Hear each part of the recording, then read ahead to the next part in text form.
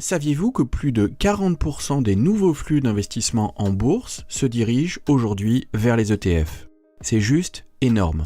Et c'est surtout révélateur d'un phénomène qui prend de plus en plus d'ampleur. La démocratisation massive des ETF au sein du portefeuille des investisseurs. Les vidéos YouTube, les blogs, les réseaux sociaux, partout on vous explique que les ETF sont la solution simple, accessible et efficace pour faire fructifier votre argent. Pas besoin d'être expert, pas besoin de suivre les marchés au quotidien. Il suffirait d'acheter un ETF World, de patienter quelques années et hop, le patrimoine grimpe tout seul. Et quelque part, c'est vrai.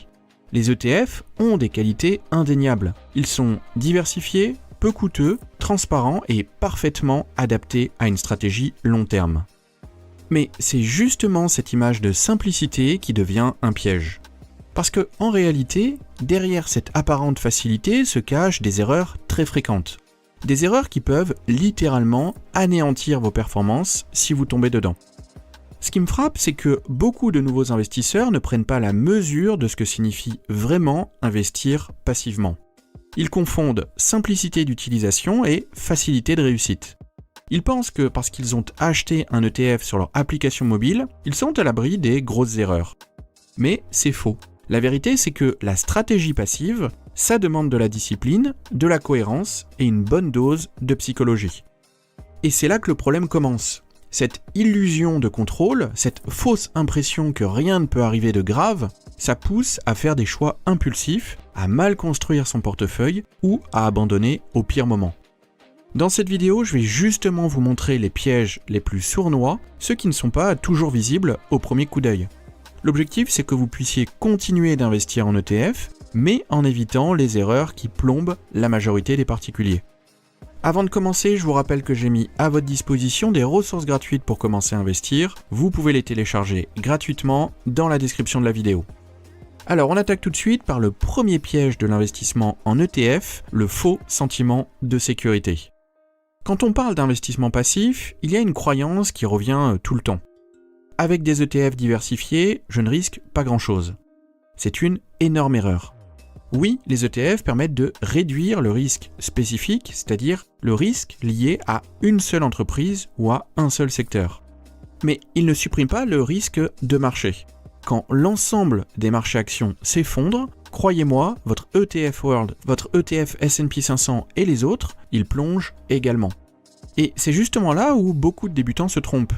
Ils regardent les courbes de long terme, ils voient des performances moyennes de plus 7, plus 8, parfois même plus 10% par an, et ils se disent « Parfait, ça grimpe toujours sur le long terme, je n'ai qu'à laisser faire ».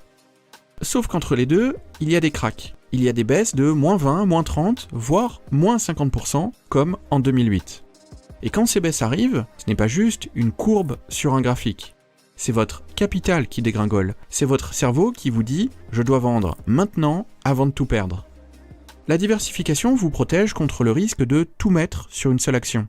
Mais pas contre la peur, ni contre les mouvements de panique des marchés mondiaux. Un ETF World peut très bien perdre 30% en quelques mois. Et il mettra peut-être plusieurs années à revenir à son point de départ. L'exemple le plus simple, c'est celui de la crise de 2020. En l'espace de quelques semaines, quasiment tous les grands indices mondiaux ont perdu autour de moins 30%.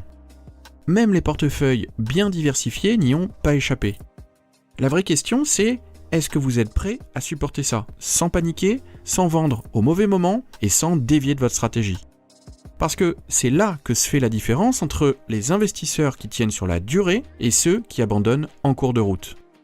Maintenant qu'on a vu ce premier grand piège psychologique, on va passer à un autre classique, l'illusion de savoir quand investir.